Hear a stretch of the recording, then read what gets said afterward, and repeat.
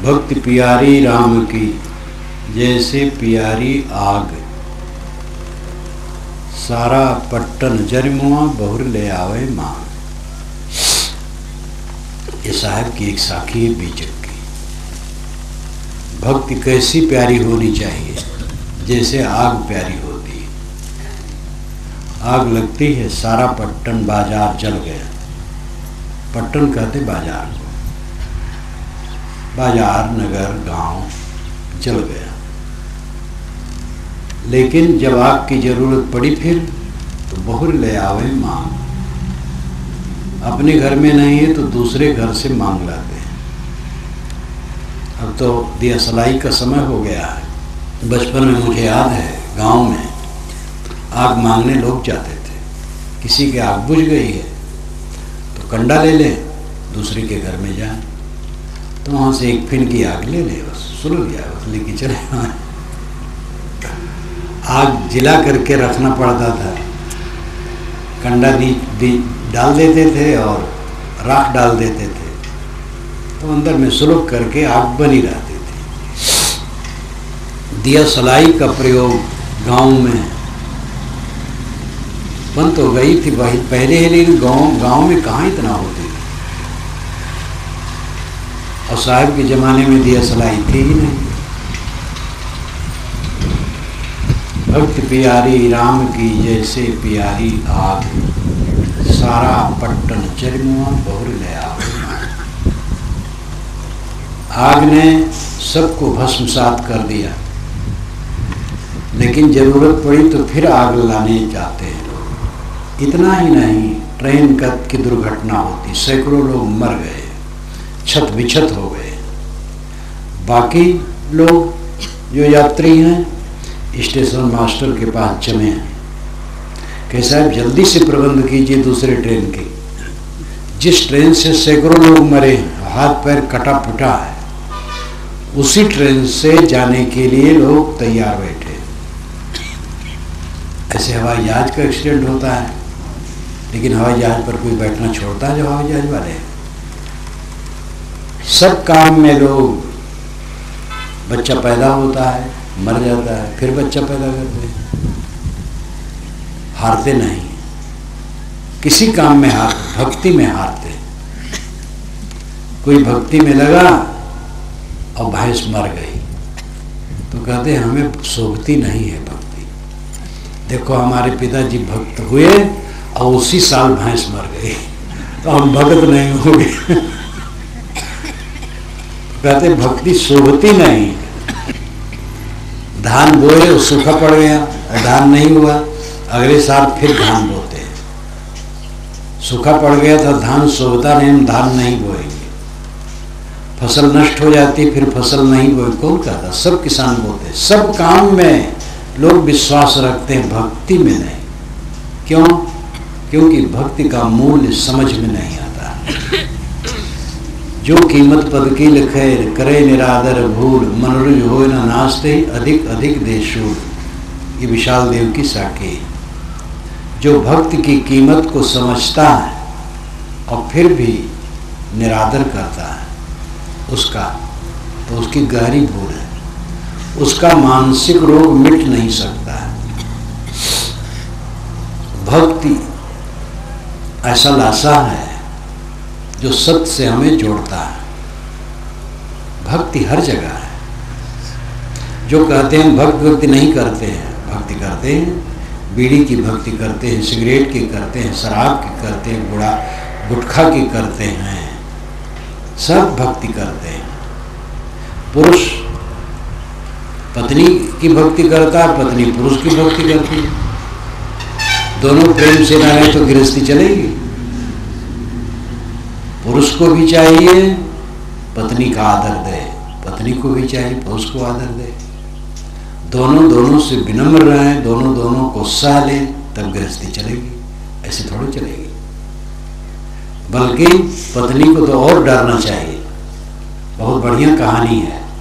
अकबर बादशाह ने बीरबल से कहा कि अच्छा पता लगाओ कौन ऐसा पुरुष है जो अपनी पत्नी को नहीं डरता। तो क्योंकि हुजूर ये सभा में सबसे कहना कह नहीं, सबसे न कहो, अपने सरदार लोग, सभा लोग के लोग चले जाए, अपने सरदार लोग जो 150 बचे उनसे ये बात की जाए। तो 150 लोग बचे हुए।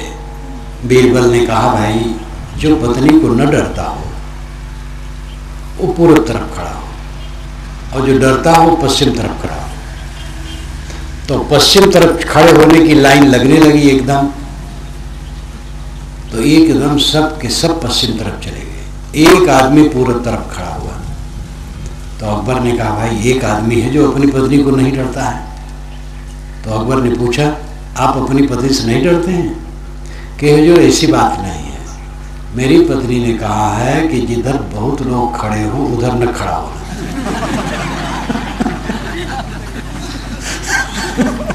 तो इसका मतलब वो भी डरता है कि पत्नी की आज्ञा कट न जाए। तो पत्नी से डरो, पति पत्नी में सुंदर बर्ताव वेद में ये आती है।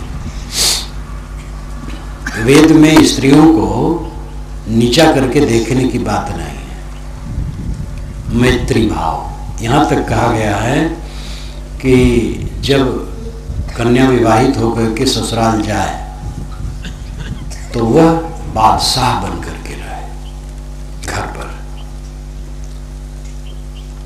तो इसका मतलब नहीं है कि सबको डांटे गासे रहे, अर्थ है सेवा परायण इतना हो कि सबके दिलों में बस जाए।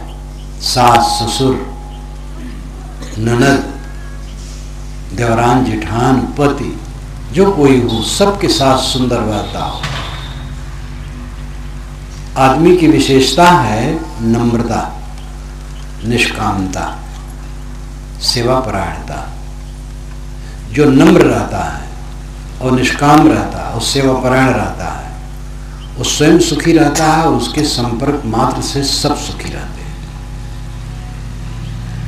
इसलिए इन तीनों बातों की जरूरत है। स्त्री पुरुष सबको आपस में समता का बर्ताव रखना।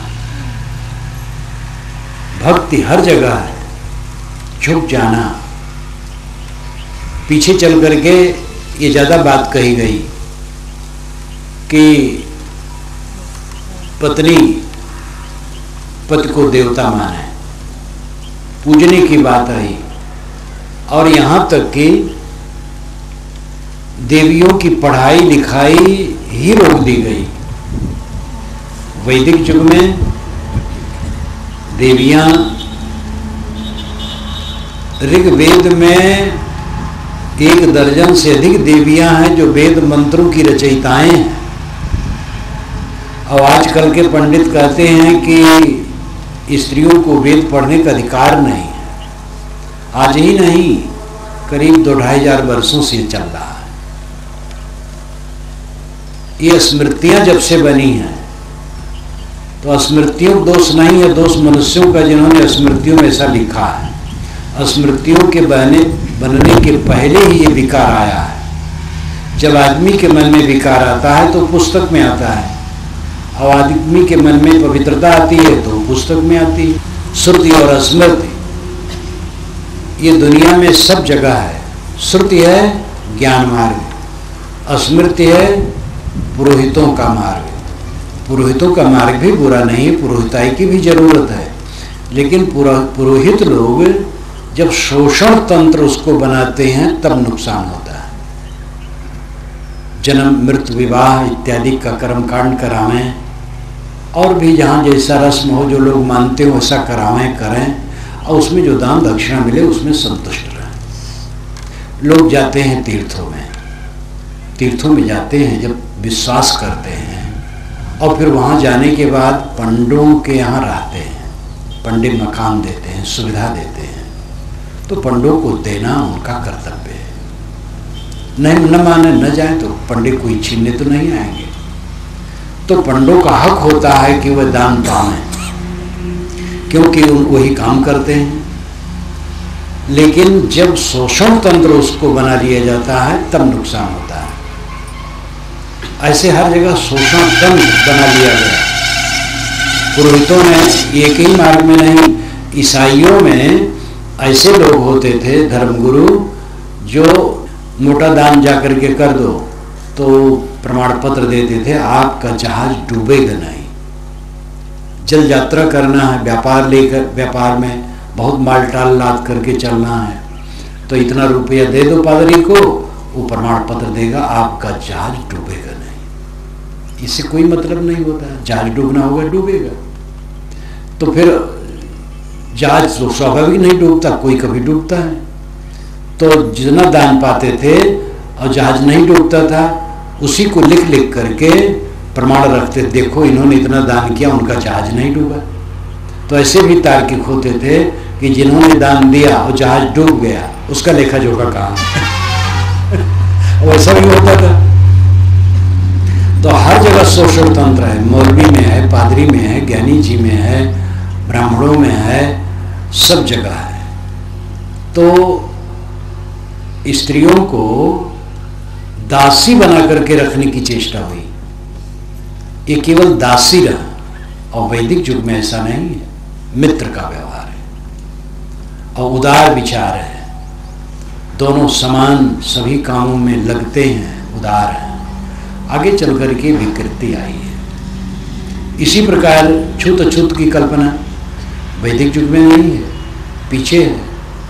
और पीछे उसकी कल्पना इतनी बढ़ गई कि मोटा काम करने वालों को ही तुच्छ मान लिया गया। जितने कर्म कर हैं उनको अछूत घोषित कर दिया गया। बढ़ई का काम करने वाला, कपड़ा बुनने वाला, किसानी का काम करने वाला, राजगीर का काम करने वाला, नाम कहाँ तक लिया जाए, जितने शिल्पी हैं, कारीगर, सबको अछूत मान लिया गया। और वैदिक युग की स्थिति ऐसी है कि वैदिक ऋषि सब करते हैं, हल चलाते हैं। वैदिक ऋषि खुद हल चलाते हैं। सीराज युंजन दिकवयो, ऋग्वेद में आता है, सीर हल को कहते हैं। कवि का अर्थ होता है क्रांति दृष्टा, आर पार जिसने देख लिया हो, पूरा ज्ञानी।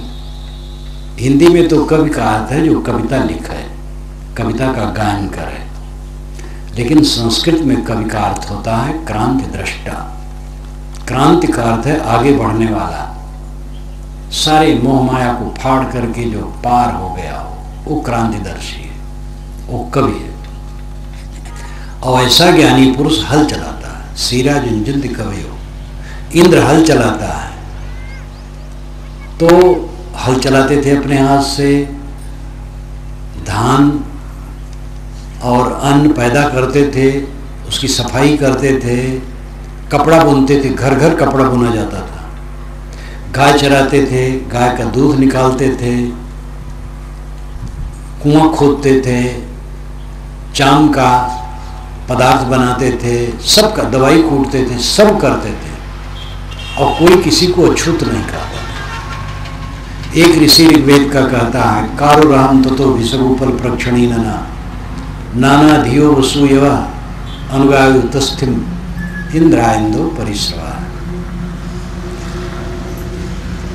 कारुरहम, कारुह अहम, मैं कारू हूँ। कारू नाम कारीगर। ये शब्द सामने भी बड़ा अद्भुत है। संस्कृत में कारू का अर्थ होता है शिल्पी, और सामान्य भाषा में हिंदी में कारीगर कहते हैं। कारू शिल्पी, कारू अहम, मैं शिल्पी हूँ, बढ़ई का काम करता हूँ। ततो भिषक, मेरा तत् भिषक है। तत् तात पिता, भिषक औषध बनाता है और दवाई करता है, वैद्य है। उपल प्रक्षणी नना, मेरी नन माता उपल प्रक्षणी है। उपल कहते हैं पत्थर को और बालू को, दोनों को कहते हैं। यहाँ बालू का अर्थ है। उपल प्रक्षणी का अर्थ है फेंकने वाली। उपल प्रक्षणी का अर्थ हुआ भड़भूज। जो भड़भूज दाना भूनते हैं तो आगे की हंडी में वो दाना भूनते हैं और 2-3 हंडियाँ पीछे रहती हैं, उसमें बालू रहता है और बालू तपती है। तो जब दाना का एक समय हो जाता है जो लावा होने के लिए, तब वो गर्म बालों को उठा करके उसमें छोड़ करके चला देता तो लावा हो जाता है। तो बालों को उसे उठा के फेंकना पड़ता है उसमें। ऊपर प्रक्षणी बालू फेंकने वाली, अर्थ हुआ भड़भूज। मेरी माँ भड़भूज है। अब विचारिए, मंत्र का निर्माता अपने को कहता मैं बढ़ई हूं और मेरा पिता वैद्य है और मेरी माता भड़भूज है। इतना सब प्रमाण होते हुए वैदिक कहनाले वाले पंडित कहते हैं कि शूद्र जिनका नाम है उनका वेद में अधिकार नहीं। एक बात पर भी ध्यान दें, तत् और नन का प्रयोग बड़ा सुंदर है। ऐसा प्रयोग करीब करीब कहीं मिलता नहीं है। तत् और नन, ऊपर प्रोक्षणी नना, कालराम ततोभिषक, तत् और नन, माता के लिए नन और पिता के लिए तत्। तत् से अर्थात और नन का अर्थ यास्क मुनि ने किया है नम्र हो जाना। माताएं जब बच्चों को दूध पिलाती हैं तो झुक जाती है, यही उन्होंने परिभाषा की है यास्क मुनि ने। यास्क मुनि वेदों पर निरुक्त लिखे हैं आज से 2800 वर्ष पूर्व। तो उन्होंने लिखा माताएं जब दूध पिलाती हैं तब झुक जाती, इसलिए उनको नन कहा। तो कालराम ततो विषगुपक्षणी नाना, नाना धियो वसुयवा, वसु के लिए हम नाना काम करते हैं। वसु नाम धन, धन के लिए हम सब काम करते हैं। नाना धियो वसुयव अनुगायु तस्थिम, जैसे गायें चरागाह में चारा खोजती हैं वैसे हम धन खोजते हैं और धन के लिए कोई भी काम करते हैं। इंद्राय इंदो परिश्रवा, अइंदु ऐसोमरस, इंद्र के लिए भाव, ये मंत्र का भाव है। पूरे वेदों को कोई पढ़ डाले देखे, कहीं भी कर्म कर की हीनता की बात नहीं। कबीर साहब ने उसी सत्य का उद्घाटित किया है। वो स्वयं अपने को जुलाहा कहे, बीजक में ब्राह्मण कहीं नहीं कहे, अपने को जुलाहा कहे। किसी ब्राह्मणवादी ने उनके नाम से एक दोहा थोप दिया है जरूर, पहले जन्म हम ब्राह्मण होते ओछे कर्म मदहीना, रामदेव की सेवा छूटी पकड़ जुलाहा कीना। पहले जन्म में मैं ब्राह्मण था लेकिन बुद्धि ओछी थी और कर्महीन था, इसलिए भगवान ने मुझे पकड़ करके उनकी बार जुलाहा बना दिया। तो ये मतलब यह है कि पहले भले ब्राह्मण आप जुलाहा हो लेकिन पहले जन्म का ब्राह्मण हो, ये कहलवाने की बात, ऐसे कूड़ा कचरा की बात कबीर कहेंगे? कबीर को ये सिद्ध करने की जरूरत नहीं रहेगी पहले जन्म के हम ब्राह्मण हैं। जो सही को समझ लिया वो ब्राह्मण बनना चाहेगा। ब्राह्मण बनने में कोई दम है? ब्राह्मण शब्द का जो असली अर्थ है वो तो ठीक है। इस पर भी एक संस्मरण आया। अयोध्या के पास मेरा कार्यक्रम सहज था, एक पंडित जी निमंत्रित किए, तो उनके यहाँ हमारे साधु के भोजन बनाने लगे। गांव में, गांव से बाहर बाग में उनका मकान था और बाग में एक एक पेड़ के नीचे बाकी साधु बैठ गए, मैं भी बैठ गया। तो एक पंडित जी मिलने आए। वो पंडित थे, जो बुलाए थे वो तो पंडित कहलाते, बाभन घर में जो जन्मे वही पंडित, लेकिन जो हमसे पंडित मिलने आए वो पंडित थे। आए, नमस्कार की, बैठ गए, बातचीत होने लगी। तो बात करते करते कहे, महाराज ये महात्माओं में कोई ब्राह्मण भी होगा? तो मैंने कहा सब के सब ब्राह्मण हैं लेकिन आप जैसे नकली ब्राह्मण नहीं। तो हंसने लगे, कहे महाराज हम नकली ब्राह्मण कैसे हैं? तो मैंने कहा जितेंद्रिय धर्म परा स्वाध्याय निरता शुचि काम क्रोधो वसो यश तम देवा ब्राह्मणम विदु। ये महाभारत में कहा गया। जितेंद्रिय, जिसने इंद्रियों को जीत लिया हो, धर्म परा, धर्म में परायण हो। धर्म का अर्थ है जो धारण करे, सदाचार संयम में जो लीन हो। स्वाध्याय निरतः, सदग्रंथों का स्वाध्याय करता हो और अपने स्वभाव को शोधता हो।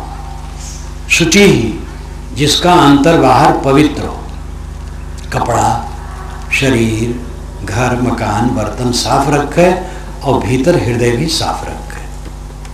काम क्रोधो जो बसोयस, और काम क्रोध को जिसने वश में कर लिया, तम देवा ब्राह्मण विदुः, उसको देवता लोग, सज्जन लोग ब्राह्मण कहते हैं। तो ये लोग सब ब्राह्मण हैं। अब कोई ब्राह्मणत्व को प्राप्त है, कोई चल रहा है ब्राह्मणत्व प्राप्त करने के लिए काम कर रहा है, लेकिन हैं सब ब्राह्मण। कहे महाराज तो आप ठीक कहे, महाराज मैं तो तब ब्राह्मण नहीं हूं।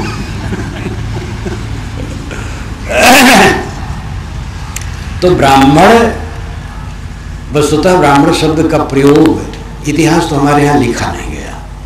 इतिहास लिखा जाता तो पृथ्वी तल पर भारत का इतिहास सबसे मालदार होता, क्योंकि पृथ्वी तल पर वेद जैसा ग्रंथ प्राचीन काल का कहीं कोई नहीं।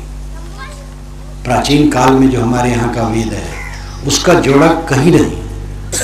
काल में तो पहले है ही है, बाइबिल पीछे बनी है। बाइबिल तो ईसा के 1000 बरस पहले के अंदर है, यानी ईसा से 250 बरस पहले, 300 बरस पहले, 400 बरस पहले, 700 बरस पहले बाइबिल के पुराने खंड लिखे गए हैं। कुल 3000 बरस के अंदर के हैं, आज से 3000 बरस के अंदर के हैं। और जो तार्किक चिंतक हैं वे भी आज से 5000 बरस के पहले वेद मानते हैं, विदेशी लोग। और वेद जैसी गंभीरता तो है ही नहीं, और जितने भी शास्त्र पुराने हैं। और इसी प्रकार यहाँ के जो धर्म के विषय में है, ज्ञान के विषय में है, साधना के विषय में, सब अद्भुत है। ये तो वर्ण व्यवस्था के विकार ने पीछे बड़ा नुकसान कर दिया हिंदू समाज का, और उसने पूरी दुनिया में कलंक फैला दिया। नहीं तो हाँ, तो ब्राह्मण शब्द का अनुमान से अर्थ किया जाता है। ब्रह्म कहते हैं वेद के मंत्र को, और ब्रह्म कहते हैं आग को। आग को पहले कहा गया ब्रह्म। ब्रह्म की परिभाषा दी गई बृहत्वाद ब्रह्म, जो बृहत हो, बढ़ जाए, वो ब्रह्म। आग को जलाई जाती है और आग बढ़ जाती है, इसलिए आग को ब्रह्म कहा। और आग में हवन करते समय जिन मंत्रों का प्रयोग किया गया उन मंत्रों को ब्रह्म कहा, इसलिए वेद मंत्रों को ब्रह्म कहा जाता है। और इन दोनों का जो प्रयोग करे उसको ब्राह्मण कहा। जो हवन करे आग में वेद मंत्रों द्वारा उसको ब्राह्मण कहा। कोई भी हवन करे वो सब ब्राह्मण है, कोई इसमें वर्ग का अंतर नहीं था। ये वेदों को पढ़ने से स्वयं पता लगता है, सभी वर्ग के लोग कर देते, किसी के लिए निरादर नहीं था। आगे चल करके ये हुआ कि आग तो जड़ है। वैदिक युग में आग सबसे प्रधान देवता रहा है। ऋग्वेद का पहला मंत्र ही शुरू होता है अग्नि से। अग्नि मेरे पुरोहितम यज्ञ से देवम मृतजम होतारम रत्न धातमम। अग्नि से शुरू होता है। अग्नि का महासमुच्चय सूर्य, इसलिए सूर्य, सविता इत्यादि के नाम लेकर के सूरज की महिमा वेदों में खूब है। तो अग्नि पूजक आर्य लोग होते थे, पारसी लोग भी अग्नि पूजक होते हैं। किंतु आगे हुआ कि आग तो जड़ है, तब आत्मा को ब्रह्म कहा गया। आत्मा ही ब्रह्म है, और जो आत्मलीन हो ब्राह्मण है। कोई भी आत्मलीन हो ब्राह्मण है। ये परिभाषा बिल्कुल शुद्ध है। कबीर साहब तो ऐसे पुरुष थे जिन्होंने सब कुछ पकड़ करके झकझोर दिया, और उनकी क्षमता भी अद्भुत थी, शक्ति अद्भुत थी, प्रतिभा अद्भुत थी, और कहने में कुशलता ऐसी थी, और साथ साथ निर्भयता ऐसी थी कि कहीं रुकते नहीं थे। जब कहते हो 2-2 4 पहली जनेऊ जो ब्राह्मण होना मेहरी क्या पहिरा है, वो जन्म की सुदृढ़ पर से तो पानी क्यों खाए। जनेऊ पहन करके तुम ब्राह्मण बनते हो तो मेहरी को क्या पहिराए हो। मेहरी शब्द का प्रयोग कितना चोटदार है। अपनी मेहरी क्या पहना है, वो तो जनेऊ नहीं पहने, तो शूद्र है वो। और शूद्र दोनों टाइम भोजन परोसती हो, तुम खाते हो, और दूसरे कहते हो छूत है। इसका उत्तर उनके पास क्या है, कोई उत्तर नहीं है। और सुनित कराए तो रुक जो हो ना, औरत को क्या कहिए, अर शरीर नारी ताते इंदो रहिए। पेशाब इंद्री की खरड़ी कटा करके तुम मुसलमान बनते हो, तो औरत को क्या कहिए, उसका तो कुछ नहीं हुआ। तो हिंदू है और तुम मुसलमान हो, तो आधा हिंदू आधा मुसलमान। ताते हिंदू रहिए, तुम भी हिंदू रह जाते तो क्या हाल होता। कैसी चुटकी लेते हैं और कितना सत्य है। और उस जमाने में ये कहते हैं, उसी जमाने में बोधक नाम का एक ब्राह्मण कह दिया था कि जैसे इस्लाम वैसे हिंदू धर्म, दोनों से कल्याण है। इसी पर मुकदमा चला था और लखनऊ में फांसी हुई थी उसकी, कि इस्लाम राह खुदा है, हिंदू तो काफिर है, उससे कैसे मोक्ष होगा, कल्याण होगा। और वही जमाना में था जब कबीर ये कह रहे थे। इसलिए कबीरपंथियों ने ये मान लिया कि कबीर का शरीर अजर अमर था, कोई काट नहीं पाया। तो शरीर तो अजर अमर किसी का नहीं होता है। वास्तव में उनकी निष्पक्षता ऐसी थी कि वही कहीं चिपके नहीं थे, इसलिए उनकी खरी बातें निर्दोष मानी गई और कोई उन पर कुछ ऐसा नहीं कर पाया। मैं कह रहा था कि हर जगह प्रेम की जरूरत है। शिकायत होती है अगला आदमी हमसे प्रेम नहीं करता। आप अपने प्रेम की अग्नि में सारे विकारों को जला डालो। आप प्रेम पैदा करो, अगले आदमी के लिए भी प्रेम करो, अपने आप उसका विकार जल जाएगा। जहां रात दिन रहते हो वहां इसकी जरूरत है।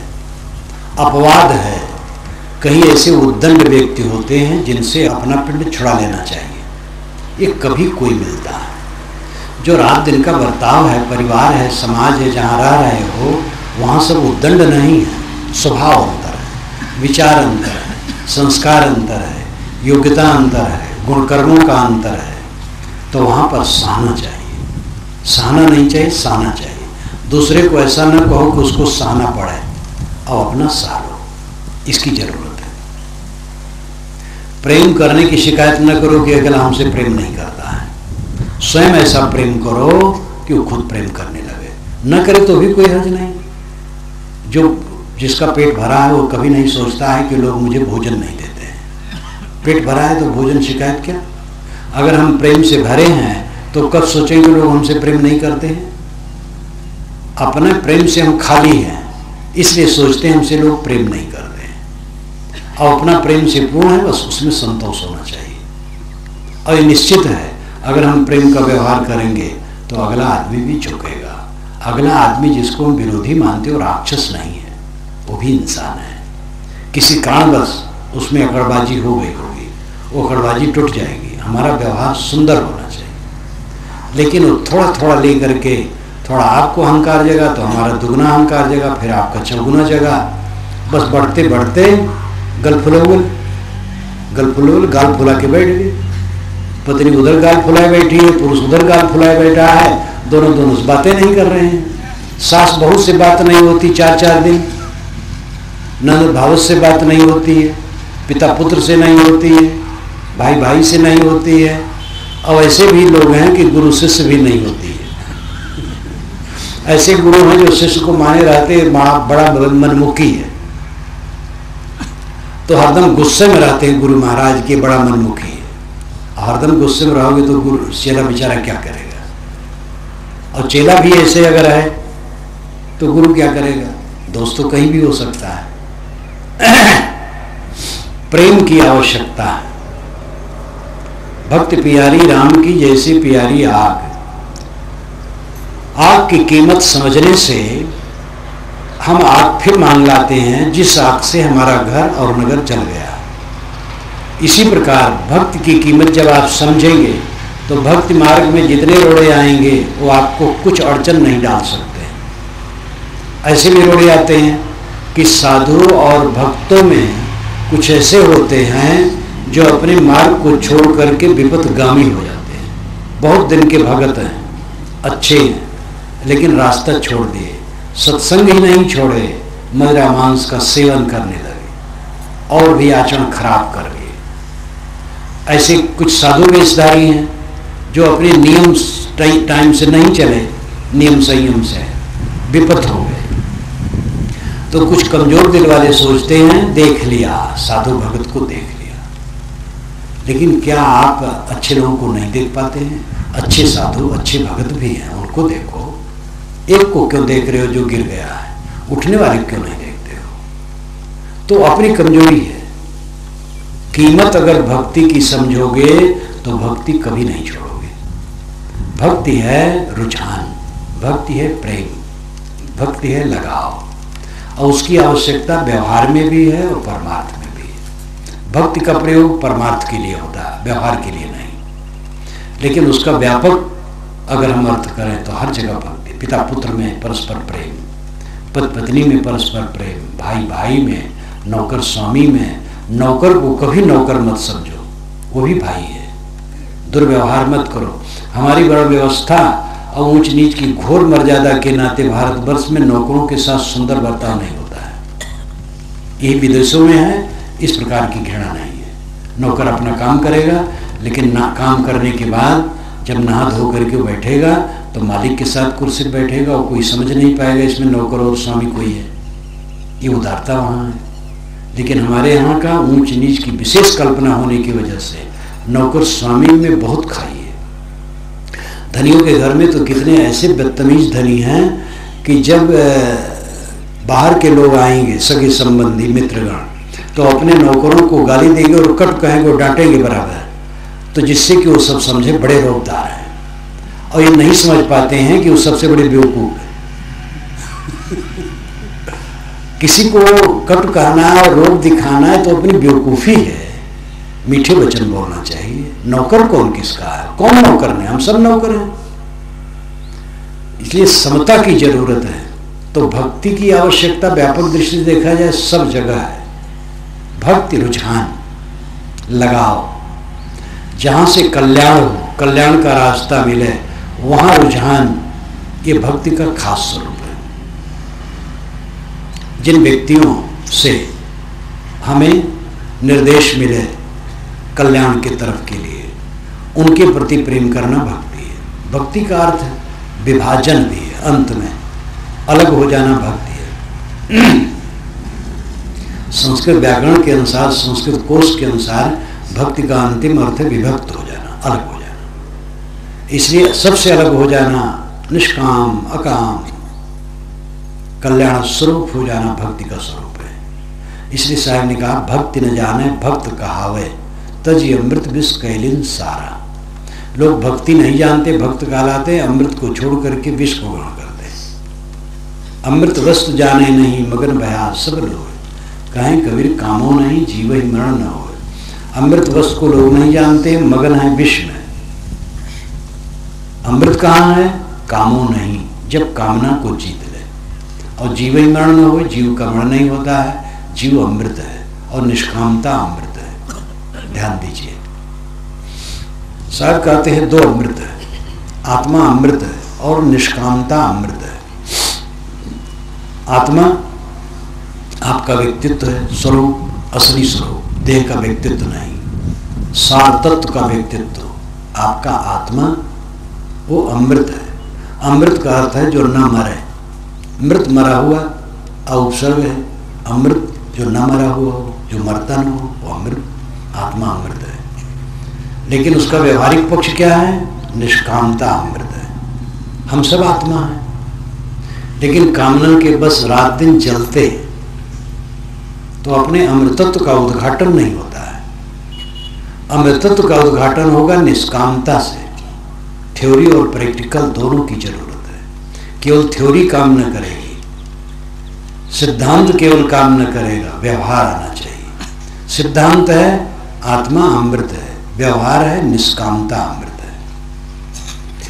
इस अमृत में स्थित भक्ति है। स्वामी शंकराचार्य ने भी लिखा है, मोक्ष कारण सामग्र्याम भक्तरेव गरीयसी सुस्वरूपानुसंधानम भक्तृत विधीयते। मोक्ष के कारण में जितनी सामग्रियां हैं सब में भक्ति श्रेष्ठ है। और भक्ति का अर्थ है सुस्वरूप का अनुसंधान करना, अपने आत्मा में लौट आना। अभी लखनऊ में विद्वानों की एक गोष्ठी हुई थी, तो दिल्ली से भी विद्वान आए थे।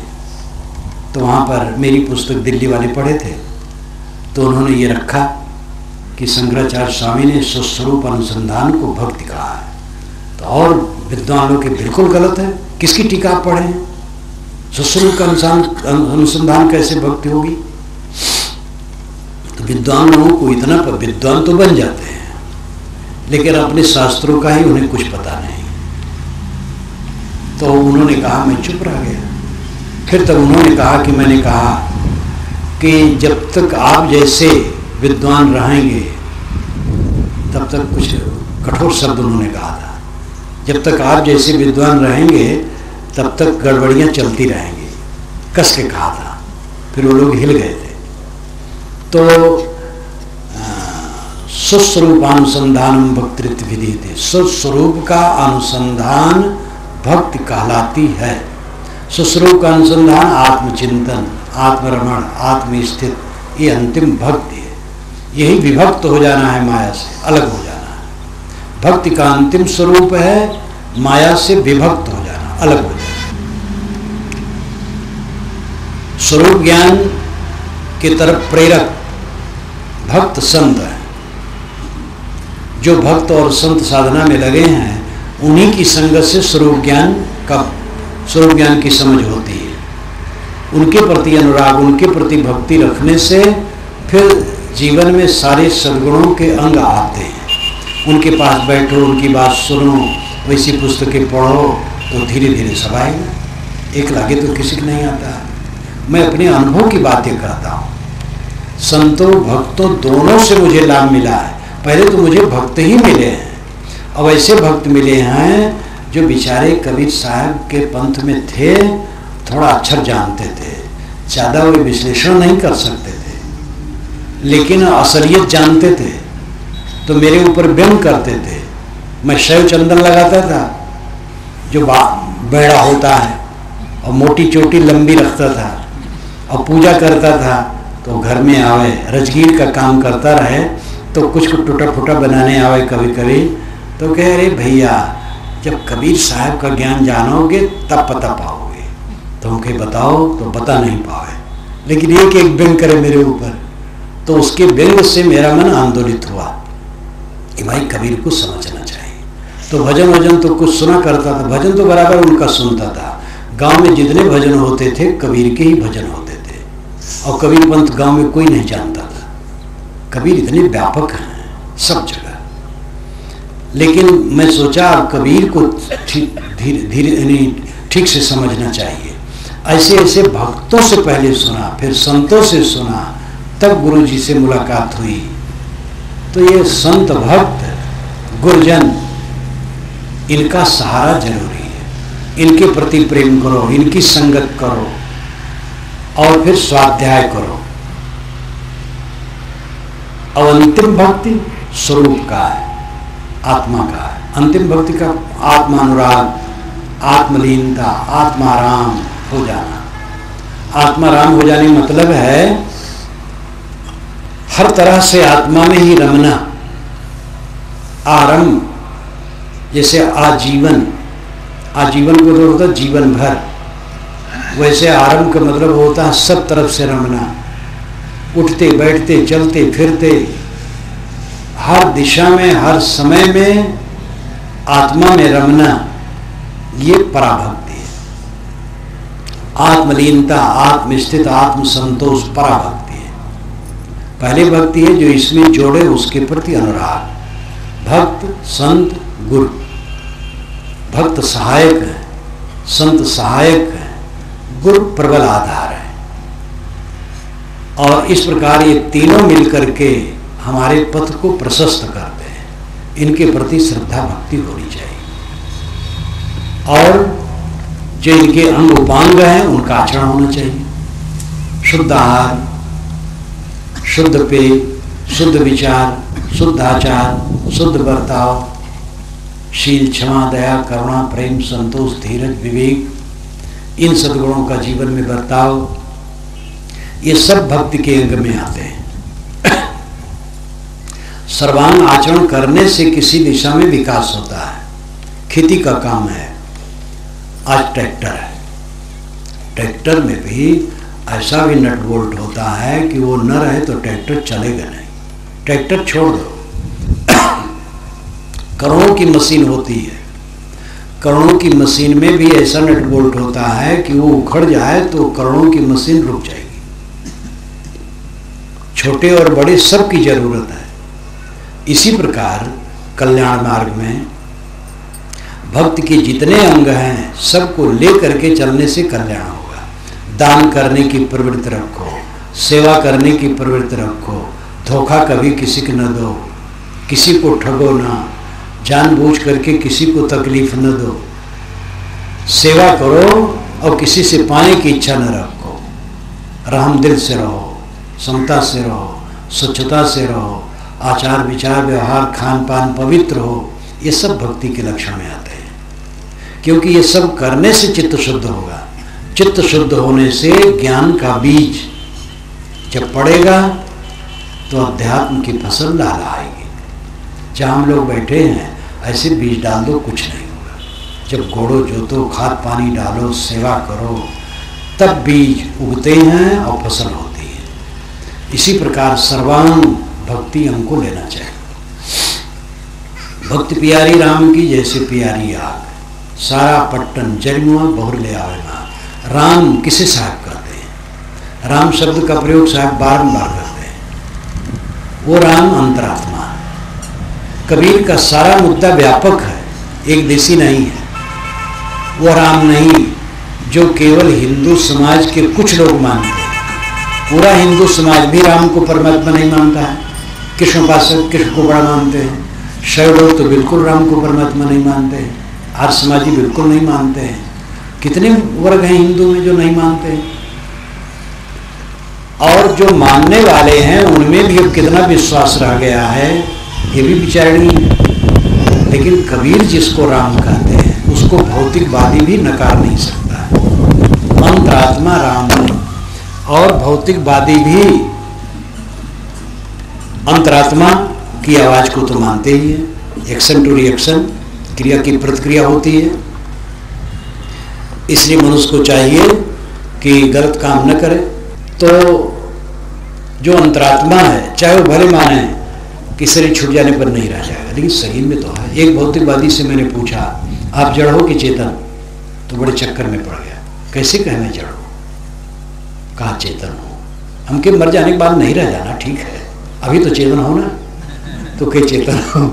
तो मैंने कहा गलत काम करोगे दुख पाओगे, अच्छा काम करोगे सुख पाओगे, बस यही उपदेश है। फिर चुप हो गए। तो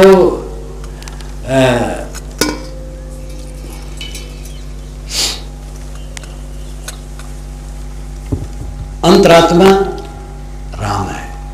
कबीर उस राम को मानते हैं जो हिंदू मुसलमान ईसाई यहूदी कोई भी नकार न सके। ऐसी सब बात में है। भक्त प्यारी राम की भक्ति, आत्मा की भक्ति, आत्मरमण, आत्मस्थित, आत्मशोधन, आत्मशांति, ये आत्मभक्ति है। और यही राम की भक्ति है। ये आग के समान प्यारी होनी चाहिए। सारा नुकसान होने पर भी इसको छोड़ना नहीं चाहिए। शरीर में रोग लग गया है, लगने दो, दवाई पानी संयम करो, धीरे धीरे एक दिन खत्म हो जाएगा, चिंता न करो।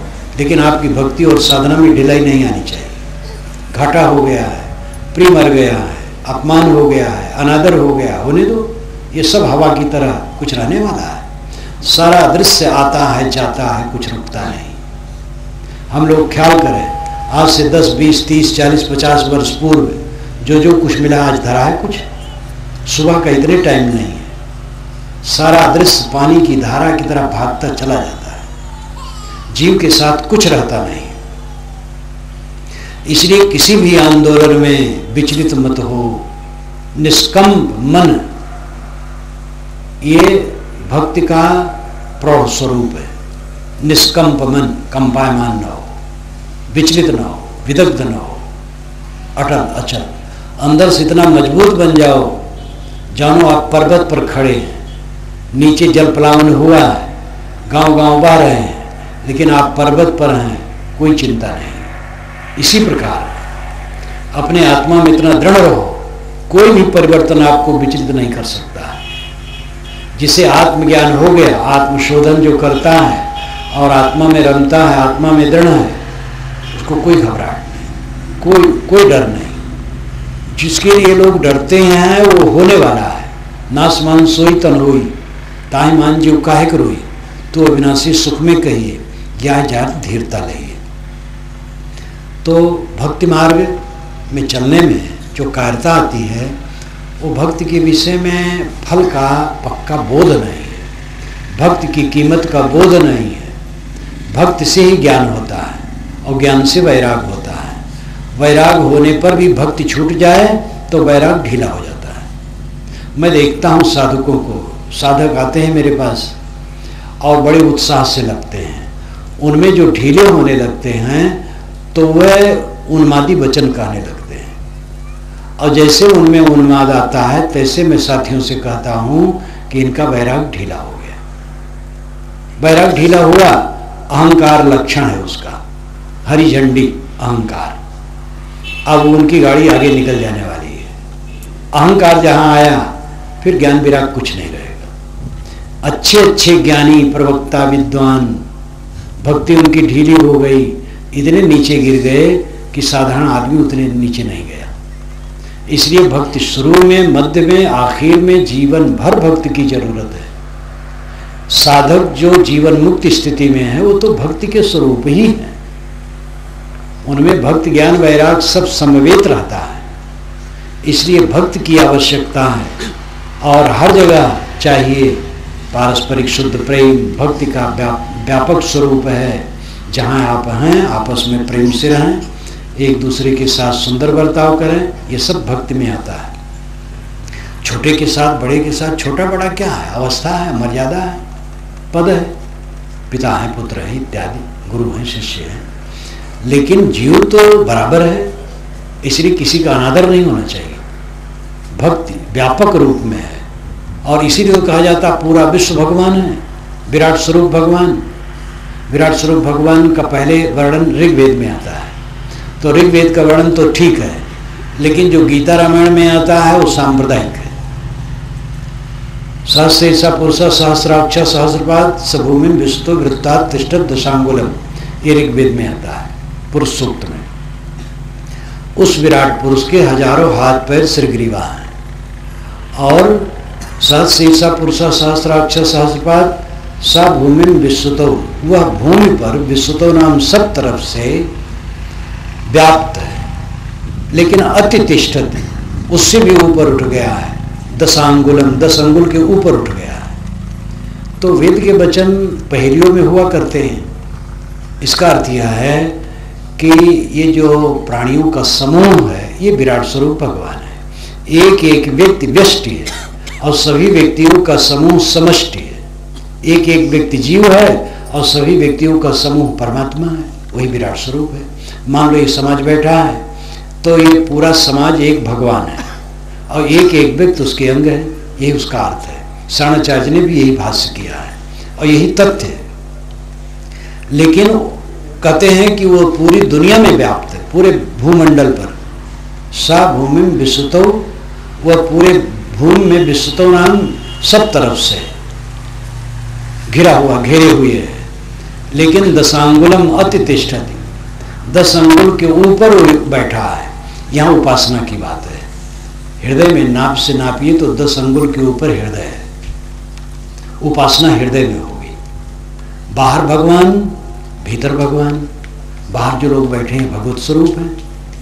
ये प्रेम की बात है, यहाँ सुंदर बर्ताव की बात है। और जहाँ उपासना की बात है वो भीतर में मन को समेटो, आत्मलीन हो जाओ, अंदर में भगवान है। तो 10 अंगुल के ऊपर हृदय में बैठा हुआ है। ये कितना वैज्ञानिक है, कोई सांप्रदायिक बात नहीं है। गीता में कहा गया कृष्ण भगवान के शरीर में विराट स्वरूप भगवान दिखाई दिया। कृष्ण ने अपना स्वरूप दिखाया, विराट स्वरूप, अर्जुन कांप गए।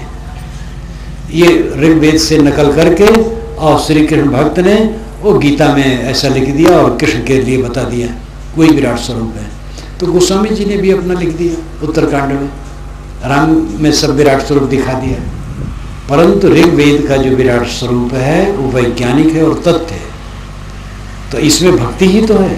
विराट स्वरूप भगवान है तो उसकी भक्ति करनी चाहिए। भगवान ही की तो भक्ति होती है। बाहर भक्ति है सबसे प्रेम करना, भीतर की भक्ति है अंतर संतुष्ट होना। प्राण मात्र से प्रेम करो, सुंदर बर्ताव करो, ये बाहर की भक्ति है। और भीतर भक्ति है अंतर संतुष्ट हो जाना, आत्म तृप्त हो जाना। और इस भक्त के मार्ग में जितना रोड़ा आए कोई परवाह मत करो और अपने सन्मार्ग में जीवन भर चलते रहो। इन्हीं हित कामनाओं के साथ मैं अपनी वाणी को विराम देता हूँ।